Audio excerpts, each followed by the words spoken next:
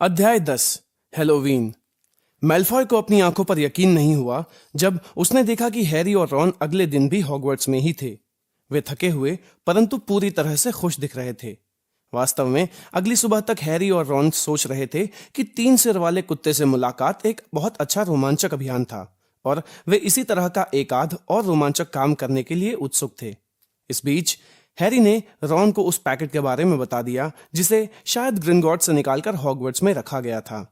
वे काफी समय तक सोचते रहे कि आखिर ऐसी कौन सी चीज हो सकती है जिसे इतनी भारी सुरक्षा की जरूरत थी। वह सचमुच या तो कीमती होगी या खतरनाक, रॉन ने कहा। या दोनों ही, हैरी बोला। परंतु वे विश्वास के साथ सिर्फ इतना ही कह सकते थे कि वह रहस्यमय वस्तु लगभग 2 इंच लंबी थी और जब तक उन्हें कोई और सुराग न मिल जाए तब तक वे इसे ज्यादा अंदाजा लगाने की स्थिति में नहीं थे। न तो नेविल ने और न ही हरमाइनी ने इस बात के बारे में जरा सी भी रुचि दिखाई कि कुत्ते और चोर दरवाजे के पीछे क्या छुपा हो सकता था। नेविल तो सिर्फ इतना जानता था कि वह दोबारा उस कुत्ते के पास कभी नहीं जाएगा। हरमाइनी ने अब हैरी और रॉन से बोलचाल बंद कर दी थी, परंतु चूंकि वह मैं सब कुछ जानती हूं किस्म की थी, इसलिए उन्हें इसमें भी अपना फायदा नजर आया। वे अब सिर्फ इतना चाहते थे कि मैल्फॉय से किसी तरह से बदला ले सकें और उन्हें तब खुशी हुई जब 1 सप्ताह बाद ही एक ऐसी चीज डाक से आई। जब उल्लू हमेशा की तरह बड़े हॉल में घुसे तो सबका ध्यान एक लंबे और पतले पैकेट पर गया जिसे 6 बड़े घुघू उठाकर ला रहे थे। हर एक की तरह हैरी की रुचि भी यह देखने में थी कि इस बड़े से पैकेट में क्या था। उसे बहुत आश्चर्य हुआ जब घुघू नीचे आए और उन्होंने पैकेट को उसी के सामने पटक दिया। पैकेट के गिरने से उसका नाश्ता फर्श पर गिरा। घुग्गू अभी उड़कर रास्ते से हटे भी नहीं थे कि तभी एक और उल्लू वहां आया और उसने पैकेट के ऊपर एक चिट्ठी टपका दी। यह अच्छा रहा कि हैरी ने चिट्ठी को पहले खोला, क्योंकि उसमें लिखा था, पैकेट को टेबल पर मत खोलना। इसमें तुम्हारी नई निम्बस 2000 है, परंतु मैं नहीं चाहती कि यह बात सबको पता चल जाए कि तुम्हें जादुई झाड़ू मिल गई है, वरना उन सब की इच्छा होने लगेगी। ओलिवर वुड तुम्हें आज रात को 7 बजे क्विडिच पिच पर मिलेगा, जहां तुम पहली बार इस खेल को सीखोगे। Professor M मैकगोनेगल। हैरी ने जब यह चिट्ठी रॉन को पढ़ने दी तो उसकी खुशी छुपाए नहीं छुपी। निम्बस 2000! रॉन ने ईर्ष्या से कहा। मैंने आज तक तो उसे छुआ भी नहीं है। वे हॉल से जल्दी चले गए, क्योंकि वे अपनी क्लास के पहले अकेले में जादुई झाड़ू खोलकर देखना चाहते थे। अभी वे प्रवेश हॉल से आधी दूरी पर ही पहुंच पाए थे कि तभी उन्होंने देखा कि ऊपर जाने वाली सीढ़ियों पर क्रैब और गॉयल रास्ता रोक कर खड़े थे। मैल्फॉय ने हैरी से पैकेट छीन लिया और उसे उंगलियों से टटोला। यह तो जादुई झाड़ू है, उसने कहा और उसे हैरी की तरफ फेंकते हुए ऐसा चेहरा बनाया जिस पर ईर्ष्या और नफरत के मिले जुले भाव थे। इस बार तो तुमने हद पार कर दी है पॉटर। फर्स्ट ईयर के विद्यार्थियों को जादुई झाड़ू रखना मना है। रॉन अपने आप को रोक नहीं पाया। यह कोई पुरानी जादुई झाड़ू नहीं है, उसने कहा। यह तो नई निम्बस 2000 है। तुमने क्या कहा था कि तुम्हारे घर पर कौन सी जादुई झाड़ू है? कॉमेट 260? रॉन ने हैरी की तरफ दांत निकालते हुए कहा। कॉमेट में तड़क भड़क तो होती है, परंतु वह निम्बस इतनी अच्छी नहीं होती। इस बारे में तुम क्या जानो वीजली? तुम तो इसका आधा हैंडल भी नहीं खरीद सकते। मैल्फॉय ने पलट कर जवाब दिया। मुझे लगता है कि तुम्हें और तुम्हारे भाइयों को तो पाई पाई जोड़कर इसकी एक एक डंडी खरीदनी पड़ेगी। इससे पहले कि रॉन जवाब दे पाए, प्रोफेसर फ्लिटविक मैल्फॉय की कोहनी के पास खड़े थे। जगह तो नहीं रहे बच्चों? उन्होंने पूछा। पॉटर को किसी ने जादुई झाड़ू भेजी है प्रोफेसर, मैल्फॉय ने जल्दी से कहा। हाँ हाँ सही है, प्रोफेसर फ्लिटविक ने हैरी की तरफ मुस्कुरा कर देखते हुए कहा। प्रोफेसर मैकगोनेगल ने मुझे विशेष परिस्थितियों के बारे में बताया था पॉटर। और यह कौन सा मॉडल है? निम्बस 2000 सर, हैरी ने कहा। मैल्फॉय के चेहरे पर दहशत के भाव देखकर हैरी से अपनी हंसी नहीं रोकी जा रही थी। और सच कहा जाए सर तो मुझे मैल्फॉय को धन्यवाद देना चाहिए, क्योंकि उसी की वजह से मुझे यह मिली है, उसने आगे कहा। हैरी और रॉन ऊपर की मंजिल की तरफ चल पड़े। मैल्फॉय के गुस्से और उलझन को देखकर वे अपनी हंसी दबाने की कोशिश कर रहे थे। जब वे संगमरमर की सीढ़ियों के ऊपर पहुंचे तो हैरी ने हंसते हुए कहा, और क्या, यह सच ही तो है। अगर उसने नेविल को भूल न जाना नहीं चुराया होता तो मैं टीम में नहीं होता। तो तुम्हें लगता है कि यह नियम तोड़ने का इनाम है? उनके ठीक पीछे से गुस्से भरी आवाज आई। हरमाइनी सीढ़ियों पर पैर पटकते हुए आ रही थी और हैरी के हाथ में रखे पैकेट को चिढ़कर देख रही थी। मैं तो समझ रहा था कि आप हमसे बात नहीं कर रही थी, हैरी ने कहा। हाँ, अब ऐसा करना बंद मत कीजिए, रॉन ने कहा। इससे हमारा बहुत भला हो रहा है। हरमाइनी हवा में अपनी नाक तानकर पैर पटकती हुई चली गई। उस दिन हैरी का मन क्लास में नहीं लग रहा था। उसका मन तो अपने कमरे में ही भटक रहा था, जहां उसकी नई जादुई झाड़ू बिस्तर के नीचे पड़ी हुई थी। या फिर उसका मन क्विडिच की पिच की तरफ भटक रहा था, जहां उस रात क्विडिच सीखने वह जाने वाला था। उसने शाम को फटाफट अपना डिनर खाया और उसे यह भी नहीं पता था कि वह क्या खा रहा था। फिर वह रॉन के साथ तेजी से दौड़कर ऊपर की मंजिल पर गया, ताकि आखिरकार वह अपनी निम्बस 2000 खोलकर देख सके। जब जादुई झाड़ू हैरी के बिस्तर पर खुलकर बाहर आई तो रॉन के मुंह से आह निकल गई। वाह! हैरी जादुई झाड़ुओं के बारे में ज्यादा नहीं जानता था, परंतु उसे भी यह बेहतरीन लगी। पतली और चिकनी जादुई झाड़ू पर महोगनी का हैंडल लगा था, साफ और सीधी टहनियों की लंबी पूंछ थी और ऊपर की तरफ सुनहरे शब्दों में लिखा था निम्बस 2000। जब 7 बजे का समय पास आया तो हैरी महल से निकला और धुंधलके में क्विडिच पिच की तरफ चल दिया। वह इससे पहले कभी स्टेडियम में नहीं आया था। पिच के चारों तरफ सीटें सैकड़ों स्टैंड्स में उठी हुई थीं, ताकि दर्शक इतनी ऊंचाई पर रहें जहां से वे देख सके कि क्या हो रहा था। पिच के दोनों सिरों पर 3 सुनहरे खंबे थे, जिनके कोने में रिंग लगे थे। उन्हें देखकर हैरी को प्लास्टिक की वे छोटी छड़ियां याद आ गईं, जिनसे बच्चे बुलबुले निकालते थे। फर्क सिर्फ इतना था कि यह खंबे 50 फुट ऊंचे थे। हैरी उड़ने के लिए इतना उतावला था कि उससे वुड का इंतजार नहीं करते बना। वह अपनी जादुई झाड़ू पर चढ़ा और जमीन पर पैर मारे। क्या एहसास था! वह गोलपोस्ट के अंदर और बाहर उड़ता रहा और फिर पिच पर इधर उधर तेजी से चक्कर लगाता रहा। निम्बस 2000 उसके हल्के इशारे पर मुड़ जाती थी। अरे पॉटर, नीचे उतरो! ऑलिवर वुड आ चुका था। उसकी बाह में लकड़ी का एक बड़ा बक्सा दबा था। हैरी उसके पास जमीन पर उतर आया। बहुत बढ़िया, वुड ने कहा और उसकी आंखें चमक रही थीं। मैं समझ सकता हूं मैगोनिगल का क्या मतलब था। तुम में सचमुच पैदाइशी प्रतिभा है पॉटर। मैं आज शाम तुम्हें सिर्फ नियम सिखाऊंगा। इसके बाद तुम्हें सप्ताह में 3 दिन टीम के साथ प्रैक्टिस करनी होगी। उसने बक्सा खोला। अंदर 4 अलग अलग आकार की गेंदें थी। देखो, वुड ने कहा, क्विडिच को समझना बहुत आसान है, हालांकि इसे खेलना उतना आसान नहीं है। हर टीम में 7 खिलाड़ी होते हैं। इनमें से 3 को धावक कहा जाता है। 3 धावक, हैरी ने दोहराया, जब वुड ने फुटबॉल के आकार की एक चमकीली लाल गेंद बाहर निकाली।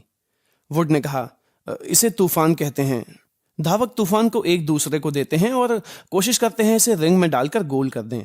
तूफान के रिंग में जाने के बाद हर बार 10 पॉइंट मिलते हैं। समझ गए?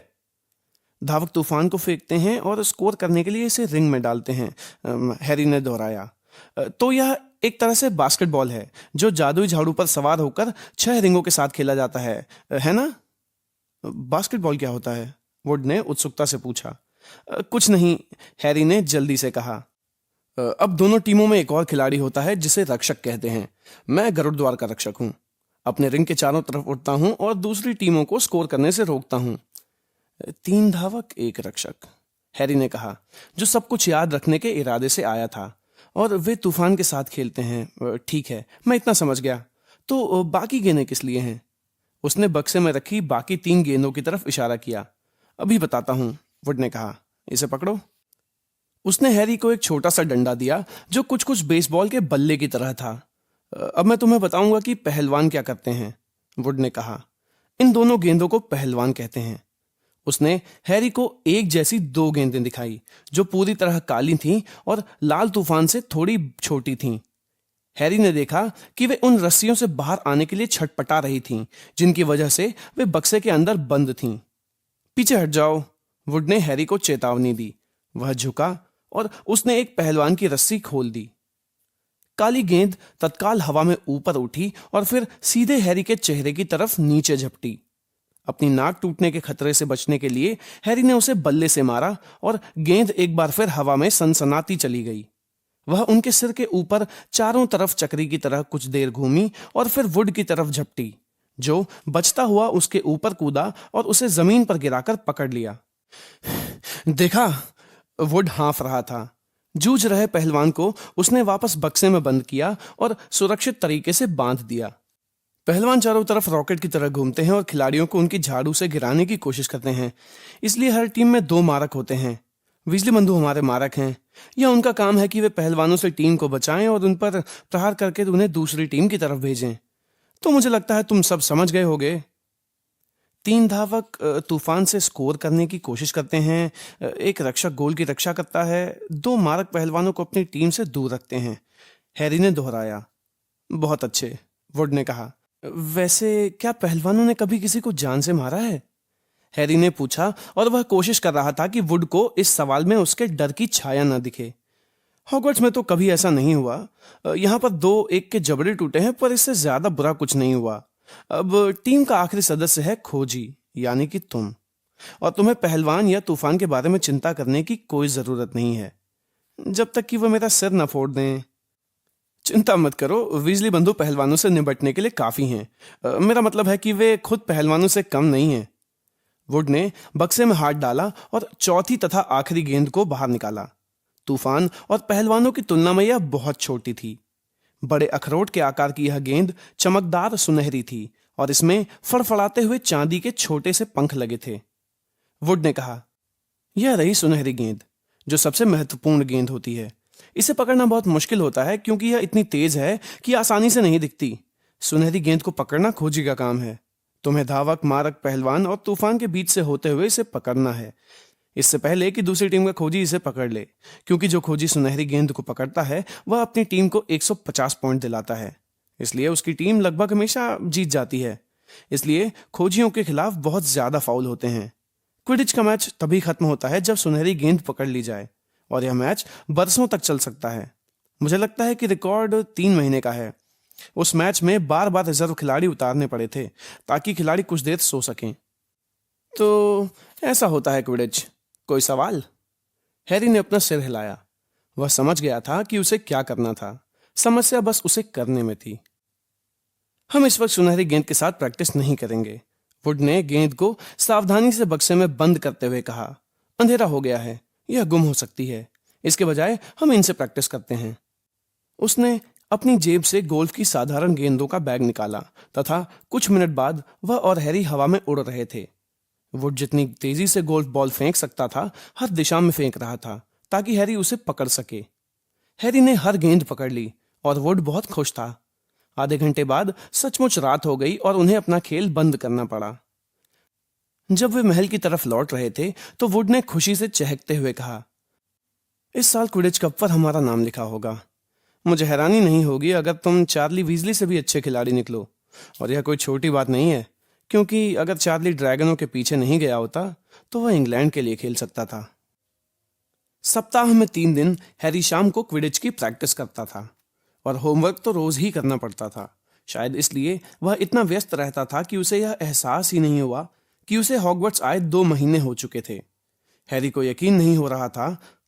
महल में उसे अपने घर की तरह ही लगने लगा था, जबकि प्राइवेट ड्राइव में उसे ऐसा कभी नहीं लगा था। उसकी क्लासें भी अब पहले से अधिक दिलचस्प हो गई थीं, क्योंकि अब वह मूलभूत बातें सीख चुका था। जब वे लोग हैलोवीन के दिन सुबह उठे तो कद्दू भुनने की जायकेदार गंध गलियारों में तैर रही थी।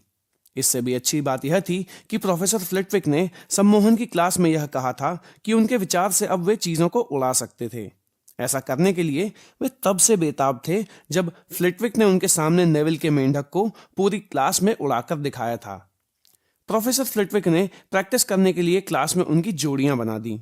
हैरी का पार्टनर सीमस फिनिगन था, जो राहत की बात थी क्योंकि नेविल उसका ध्यान खींचने की कोशिश कर रहा था।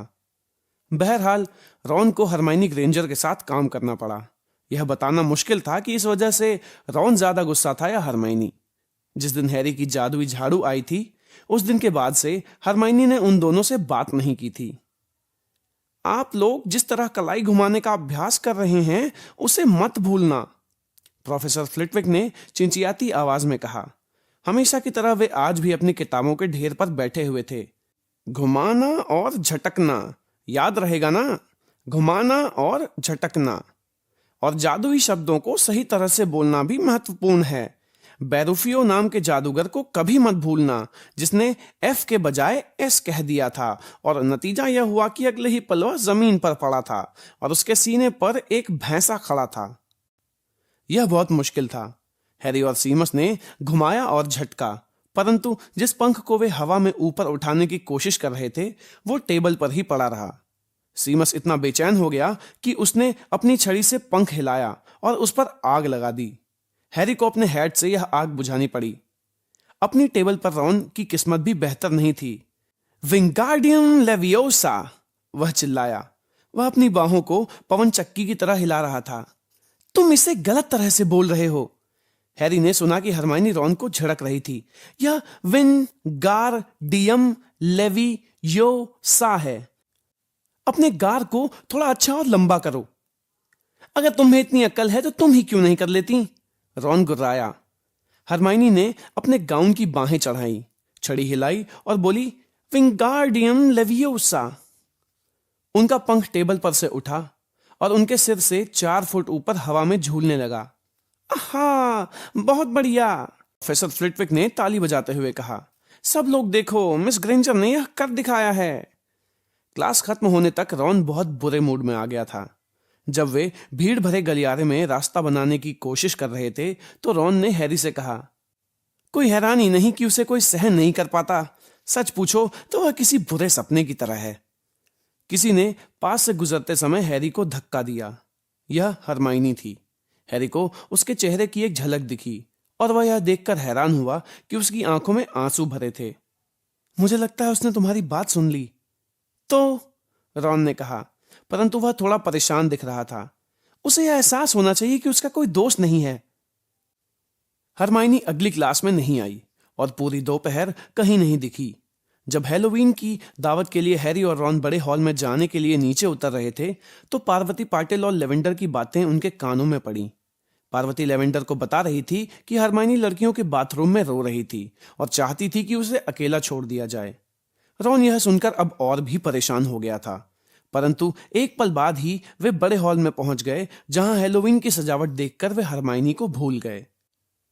1000 जिंदा चमगादड़ दीवारों और छत से फड़फड़ाते हुए आए, जबकि 1000 और चमगादड़ काले बादलों की तरह टेबलों के ऊपर मंडराते रहे, जिस वजह से कद्दुओं में रखी मोमबत्तियां हिलने लगीं।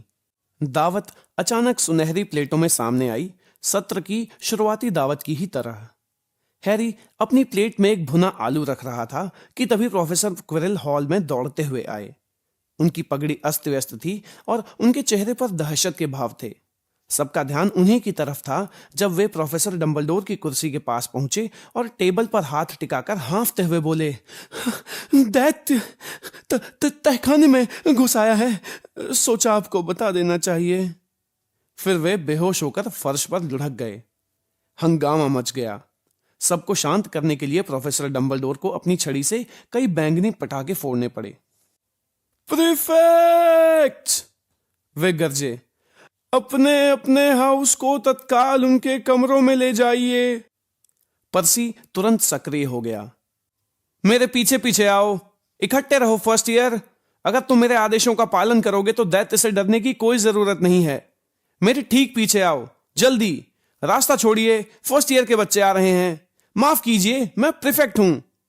दैत्य कैसे अंदर घुस सकता है? हैरी ने सीढ़ियां चढ़ते हुए पूछा। मुझे क्या पता, वे सचमुच मूर्ख होते हैं, रॉन ने कहा। शायद पीव्स ने उसे अंदर घुसाकर हैलोवीन का मजाक किया हो। वे अलग अलग दिशाओं में तेजी से भागते हुए कई लोगों के समूहों के पास से गुजरे। जब वे मेहनतकश के परेशान हाल बच्चों की भीड़ के बीच से जा रहे थे तो हैरी ने अचानक रॉन का हाथ पकड़ लिया। मुझे अभी अभी ख्याल आया है, हरमाइनी। हरमाइनी? उसे दैत्य के बारे में नहीं पता है। रॉन ने अपना होंठ काट लिया। अच्छा ठीक है, उसने जवाब दिया, परंतु पर्सी की नजर से बचाकर। नीचे झुकते हुए वे लोग मेहनतकश के बच्चों में मिल गए जो दूसरी दिशा में जा रहे थे। फिर वे एक सूने गलियारे में चल दिए और इसके बाद तेजी से लड़कियों के बाथरूम की तरफ बढ़ने लगे। वे अभी मोड़ पर मुड़े ही थे कि तभी उन्हें अपने पीछे तेजी से आ रहे कदमों की आवाज सुनाई दी। पर्सी, रॉन फुसफुसाया और उसने हैरी को पत्थर के एक बड़े गरुड़ के पीछे खींच लिया। उन्होंने गरुड़ के पीछे से झांक कर देखा कि पीछे आने वाला पर्सी नहीं बल्कि स्नेप था। वह गलियारे से गुजरा और उनकी निगाहों से ओझल हो गया। वह यहां क्या कर रहा है? हैरी बुदबुदाया। वह बाकी टीचर्स के साथ तहखाने में क्यों नहीं गया? मुझे क्या पता। बिना कोई आवाज किए वे स्नेप के ओझल होते कदमों के पीछे पीछे अगले गलियारे में आगे बढ़े। स्नेप तीसरी मंजिल की तरफ जा रहा है, हैरी ने कहा, परंतु रॉन ने अपना हाथ उठाया। क्या तुम्हें बदबू आ रही है? हैरी ने सांस खींची और उसकी नाक में तेज बदबू घुसी। पुराने मोजों और कभी ना साफ होने वाले सार्वजनिक टॉयलेट की बदबू जैसे एक साथ आ रही हूं।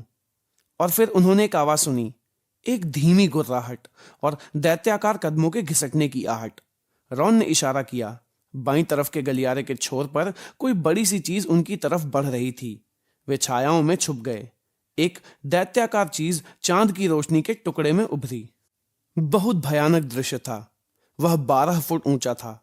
उसकी चमड़ी फीके ग्रेनाइट की तरह भूरी थी। उसका थुलथुल शरीर किसी खंभे की तरह था और उस शरीर के ऊपर छोटा सा गंजा सिर किसी नारियल की तरह लग रहा था। उसके छोटे पैर किसी पेड़ के तने की तरह मोटे थे और पंजे सपाट व कांटेदार। उसके पास से बहुत बुरी बदबू आ रही थी।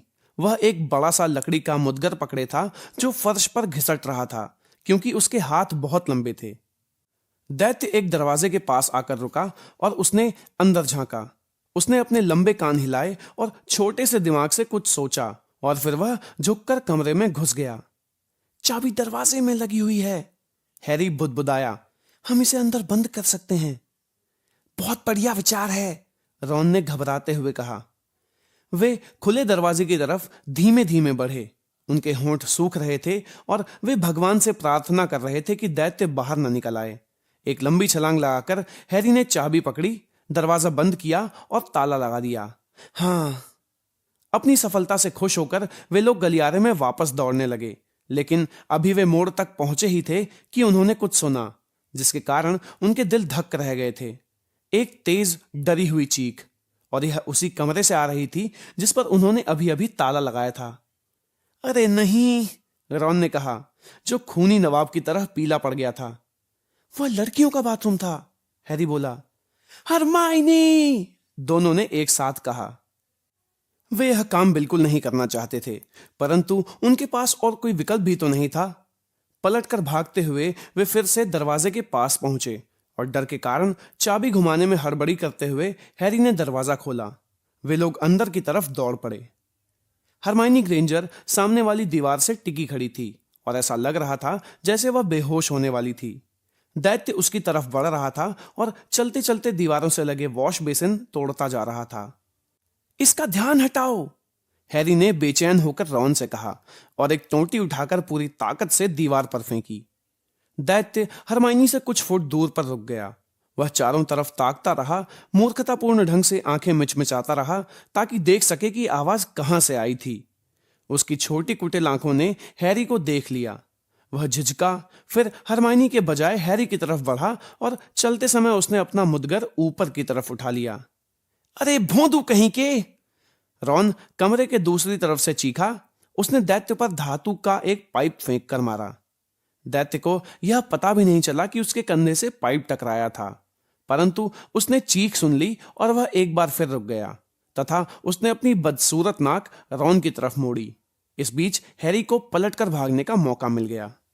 चलो भागो भागो, हैरी ने हरमाइनी से चीखते हुए कहा और उसे दरवाजे की तरफ खींचने की कोशिश की, परंतु वह टस से मस नहीं हुई। वह अब भी दीवार से पूरी तरह टिकी हुई थी और दहशत के मारे उसका मुंह खुला हुआ था। चीखने चिल्लाने की आवाजों और उनकी गूंज से दैत्य पागल हो रहा था। वह एक बार फिर गरजा और रॉन की तरफ बढ़ने लगा, जो सबसे पास में था और जिसके पास बचने का कोई रास्ता नहीं था। फिर हैरी ने ऐसा कुछ किया जो बहुत वीरतापूर्ण भी था और मूर्खतापूर्ण भी। उसने दौड़ते हुए एक ऊंची छलांग लगाई और पीछे से दैत्य की गर्दन पर लटकने में कामयाब हो गया। दैत्य को पता भी नहीं चला कि हैरी वहां पर लटका हुआ था, लेकिन दैत्य को भी कुछ तो पता चलेगा अगर आप उसकी नाक में एक लंबी छड़ी डाल दें। दरअसल हैरी जब दैत्य पर कूदा था तो उसकी छड़ी उसके हाथ में थी, जो सीधे दैत्य के एक नथुने में घुस गई। दर्द के मारे कराहते हुए दैत्य ने अपने मुदगर को मोड़ा। हैरी अपनी जान हथेली पर लेकर दैत्य से लटका हुआ था। किसी भी पल दैत्य उसके टुकड़े टुकड़े कर सकता था या अपने मुदगर से उसका कचूमर बना सकता था। हरमाइनी डर के मारे फर्श पर लुढ़क गई। रॉन ने अपनी छड़ी निकाली, उसे पता नहीं था कि वह इससे क्या करने वाला था, परंतु तभी उसने अपने दिमाग में आया पहला मंत्र बोला, विंगार्डियम लेवियोसा। अचानक दैत्य के हाथ से मुदगर हवा में छूटा और बहुत ऊपर उठता गया। फिर यह नीचे की तरफ मुड़ा और तेज धमाके के साथ अपने मालिक के सिर पर टकराया। दैत्य उसी जगह पर लहराया और फिर औंधे मुंह जमीन पर गिर पड़ा। उसके गिरने की आवाज से पूरा कमरा हिल गया। हैरी अपने पैरों पर खड़ा हो गया। वह थरथरा रहा था और हाँफ भी रहा था। रॉन अब भी अपनी छड़ी हवा में उठाए खड़ा था और घूर कर देख रहा था कि उसने क्या कारनामा किया है। हरमाइनी सबसे पहले बोली, क्या ये मर गया है? मुझे नहीं लगता, हैरी ने कहा। लगता है सिर्फ बेहोश हुआ है। वह झुका और उसने दैत्य की नाक से अपनी छड़ी बाहर निकाली, जिसके चारों तरफ गोंद जैसा गंदा सा भूरा पदार्थ लगा था। आह, दैत्य की नाक का मसाला। उसने अपनी छड़ी दैत्य के कपड़ों से पोंछी। अचानक दरवाजे के खुलने और दौड़ने की आवाजें सुनकर उन तीनों ने ऊपर देखा। उन्हें यह एहसास नहीं था कि उनकी वजह से कितना हल्ला मच रहा था, परंतु जाहिर था कि नीचे की मंजिल पर किसी ने गिरने की आवाजें और दैत्य की गर्जना सुन ली थी। एक पल बाद प्रोफेसर मैकगोनागल तेजी से कमरे में आई। उनके ठीक पीछे स्नेप था और सबसे पीछे था क्विरिल। क्विरिल ने दैत्य की एक झलक देखी, एक धीमी सिसकी जैसी आवाज निकाली और तत्काल अपने दिल पर हाथ रखकर एक टॉयलेट पर बैठ गया। स्नेप दैत्य के ऊपर झुका। प्रोफेसर मैकगोनागल रॉन और हैरी को देख रही थीं। हैरी ने उन्हें कभी इतने गुस्से में नहीं देखा था। गुस्से के कारण उनके होंठ सफेद थे। गरुड़ द्वार के लिए 50 पॉइंट जीतने की आशाएं हैरी के दिमाग से तत्काल काफूर हो गईं। तुम लोग ने क्या सोचकर यह किया? प्रोफेसर मैकगोनागल ने अपनी आवाज में ठंडे आक्रोश के साथ कहा। हैरी ने रॉन की तरफ देखा, जो अब भी अपनी छड़ी हवा में उठाए था। तुम्हारी किस्मत अच्छी है कि तुम मरे नहीं। तुम लोग अपने कमरे में क्यों नहीं गए? स्नेप ने हैरी पर एक सरसराती पैनी निगाह डाली। हैरी फर्श की तरफ देखने लगा। वह सोच रहा था, काश रॉन अपनी छड़ी नीचे झुका ले। फिर छायाओं के बीच से एक छोटी सी आवाज आई, प्लीज प्रोफेसर मैकगोनागल, ये लोग मुझे ढूंढ रहे थे। Miss Granger? हरमाइनी आखिरकार अपने पैरों पर खड़े होने में सफल हो गई। मैं दैत्य को ढूंढने गई थी क्योंकि मैंने सोचा कि मैं अकेले ही उससे निपट सकती हूं, क्योंकि मैंने दैत्यों के बारे में सब कुछ पढ़ रखा था। रॉन के हाथ से छड़ी छूट गई।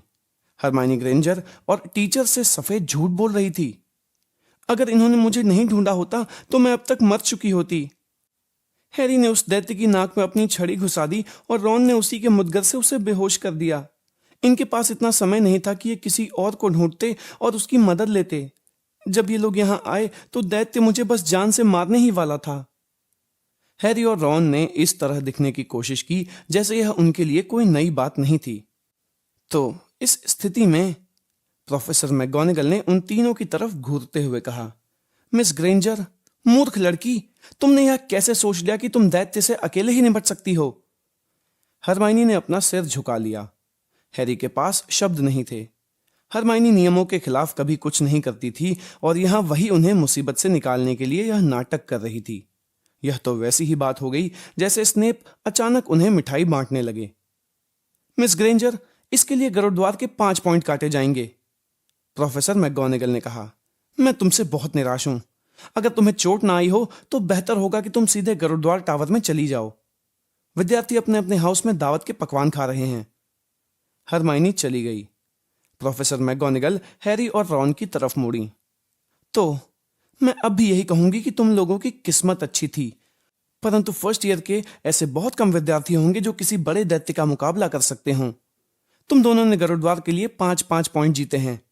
प्रोफेसर डंबलडोर को इसकी जानकारी दे दी जाएगी। अब तुम जा सकते हो। वे दोनों तेजी से कमरे के बाहर हो गए और तब तक कुछ नहीं बोले जब तक कि वे मंजिल के ऊपर नहीं पहुंच गए। दूसरी बातों को छोड़ भी दें तो भी दैत्य की बदबू से दूर आना अपने आप में बहुत बड़ी राहत थी। हमें 10 पॉइंट से ज्यादा मिलने चाहिए थे, रॉन ने शिकायत करते हुए कहा। तुम्हारा मतलब है 5 पॉइंट से ज्यादा, क्योंकि 5 तो हरमाइनी के कारण कम हो गए। यह उसने अच्छा किया कि हमें मुसीबत से बचाया, रॉन ने माना। ख्याल रहे हमने उसे बचाया था। अगर हमने उसे दैत्य के साथ उस ताले में बंद नहीं किया होता तो उसे बचाने की जरूरत ही नहीं पड़ती, हैरी ने उसे याद दिलाया। वे मोटी औरत की तस्वीर के सामने पहुंच गए। पिग स्नाउट, उन्होंने कहा और अंदर घुस गए। हॉल भरा हुआ था और वहां काफी हो हल्ला हो रहा था। हर कोई वह पकवान खाने में जुटा था जो उनके लिए ऊपर भेजे गए थे। बहरहाल दरवाजे के पास हरमाइनी अकेली खड़ी हुई थी और उनका इंतजार कर रही थी। कुछ देर तक बहुत अजीब सी खामोशी रही। फिर उन तीनों ने एक दूसरे की तरफ देखे बिना कहा धन्यवाद, और वे अपनी प्लेट उठाने के लिए तेजी से चल दिए। उसी पल से हरमाइनी ग्रेंजर उनकी दोस्त बन गई। कुछ चीजें ऐसी होती हैं जिन्हें एक साथ करने के बाद आप एक दूसरे को पसंद किए बिना नहीं रह सकते, और 12 फुट के दैत्य को बेहोश करना उनमें से एक है।